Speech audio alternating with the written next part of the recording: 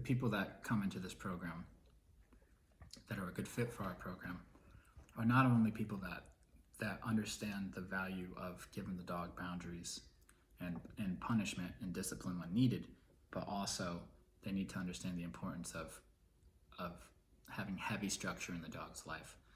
And the way that what we would like to see is the owners, we'd like to see them develop a default day, a day that they repeat over and over again, that is structured from the minute the dog wakes up to the minute the dog goes to bed. And this will set them up for success because you have the structure consistently. Where we see people fail are people who are okay with a lot of the aspects that create success, like structure and discipline, but the consistency is not there. Whether this consistency is not there with the discipline or the consistency is not there with the structure, but more often than not, it's the structure. This is where people need to put their focus. They need to set and create a day for the dog that has structure from the start to the finish. And obviously discipline is used for when the dog starts to fight that structure. But we need consistent structure every day for long periods of time, especially when a dog is a puppy going into adulthood, or if a dog has severe issues that they're trying to get over. We're talking 3, 6, 9, 12 months of this structure every single day. And every now and then on a weekend or something, you can break it up and you can go and do something fun, but you need to have this default day. And this training makes it easy because we teach all the commands so that we can utilize the structure. But if you're the type of person that's going to just use it when it's convenient, your dog's going to give you that type of behavior. They're going to, if you put 50% in, the dog's going to put 50% in, right? If you put 100% in, the dog's going to put 100% in. So consistent structure and then consequences for breaking the rules within that structure is what we're looking for our clients. What does structure look like? Structure is giving your dog something to do. So it's laying out the day for them. So for example, just like it is with our life, with our lives, like people think of school or military or jobs, this gives you structure, okay? It gives you beats throughout your day, things you're supposed to be doing with consequences and rewards tied to these things. So the way it looks for us is like the dog sleeps in the kennel, okay? The dog sleeps in the kennel so that whenever the dog's in the kennel, you can just take a deep breath and you don't have to worry about unwanted experiences happening. You know where your dog is, they're just chilling out. In the morning you wake up, it starts with commands to move your dog around the house. Come, heel, sit, down. All these commands are how we get our dog from the kennel to outside the potty, right? Then we come in and put the dog on place.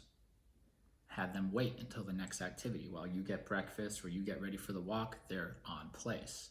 And what most people do is they open up the kennel, if they even have it sleep in the kennel. Usually they don't.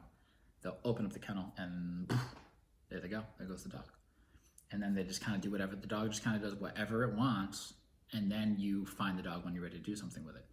This is the big error. What you want to do is take away all that free roam, and you want to be making your dog's decision for them. And if they fight that system, if they fight your authority, that's an opportunity for you to correct and say, this is how things go around here. Eventually, if you're patient, the dog accepts what you've laid down. They accept that you're going to be leading. And you create a different mentality. You get a mentality that's permission-based, where a dog's looking at you. And they're seeing what you want them to do. So, again, sleeping in the crate, on place, waiting for the next activity, and then you use your commands to get your dog out into the world. So if you're going for a walk, you're going to use heel. That's going to have your dog right next to you, right? If you let them have free time, that's okay too, but you're going to use recall to get them back to you. So there's no fuss.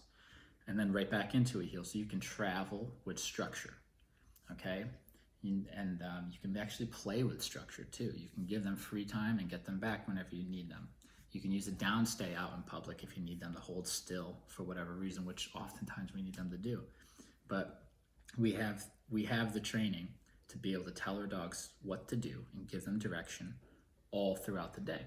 And they're not just making their own decisions, not just getting up off the place bed and going and checking out what's going on in the kitchen, right? Because if they do that, then they just broke your rule, and that leads to punishment. So therefore, they don't do it. They respect the rules the same way that we all respect the speed limits on a road, right?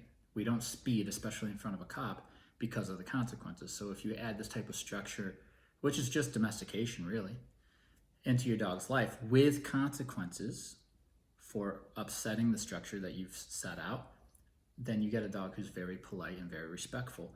And what ends up happening is you can actually start to eventually down the road, when your dog is in a really good space, they'll start making good decisions on their own, and you don't have to micromanage them as much. You can trust them a little bit more, but they have to earn it. The cool thing is, though, is whenever your dog starts to act up, because they're going to do this, they're going to have their ups and they're going to have their downs.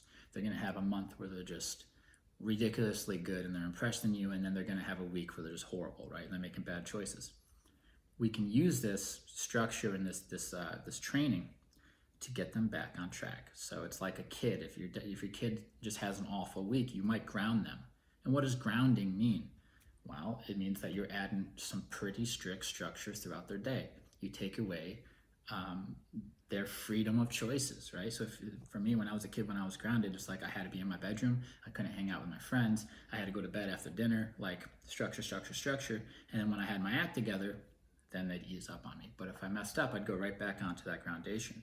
So for a lot of puppies, we use this to give them a good start in the world, to change their mentality and to get them so they're respectful. For a lot of troubled dogs who already have issues and have a troubled past, whether it's severe, mild, or somewhere in the middle, this structure cleans up their act.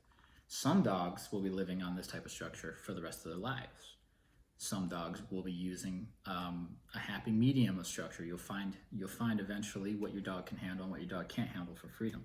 This guy behind me, our dog, can only handle so much freedom, and we have a bunch of boundaries in just the house that he's aware of and that we're aware of. We have little rules, you know. One rule is he can't just walk up and start pacing around room to room, right? He knows that because we put the structure in his day. We did a lot of downstairs. We did a lot of place. And now he's doing it already on his own. And it looks very natural. I don't have to get onto him. But if I catch him breaking the rules, these little tiny rules, then there's a correction and then there's direction. And the correction part is part of the training. We can correct on the e-collar. The direction part is part of the training too. We give a command. So if I catch him doing something wrong, I'm going to correct it, and then I'm going to tell him what to do instead. Put him on place, put him in a downstay. And so we start to take control. So he's not allowed to get up and just go all over the house. And the reason for that is then I know he's not going to get in trouble. Because there's really only two things that he's going to be doing in this house, and that's either chilling and relaxing or getting in trouble, really. When it's time to do something with him, like go for a hike, go out with me outside while I chop wood, all these things, then I'll let him know, hey, it's time to go do something. It's not his choice, though. He doesn't come up to me and start saying, let's go outside, right? The human's in control, always, right?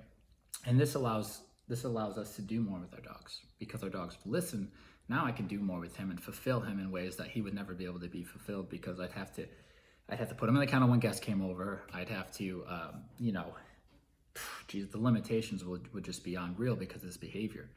Now that we have control, we have 5 commands that we use, and we're able to put boundaries up. He respects those boundaries and is a joy to live with. But he can't handle certain things. He can't handle me letting him sleep on the bed with the family, because the very next day, he can be making some big mistakes. And you're like, why is he was so good for so long? What we discovered is with him, certain freedoms to him is almost like permission to start acting a fool, right? So if I let him sleep on the bed tonight, tomorrow I can almost guarantee you his behavior is going to be worse. And that's his limitation. Every dog's different. Most dogs, that happens though. So he doesn't sleep on the bed anymore. He's got his own bed in the room, and he can handle that. So that's the example of how you can use structure to get your dog's mentality respectful and polite. And there are a good amount of dogs that once you start living with them like this, it's like you just see a great companion, and it's a dog that's really just a joy to be around. But if they ever start messing up, you have a way to deal with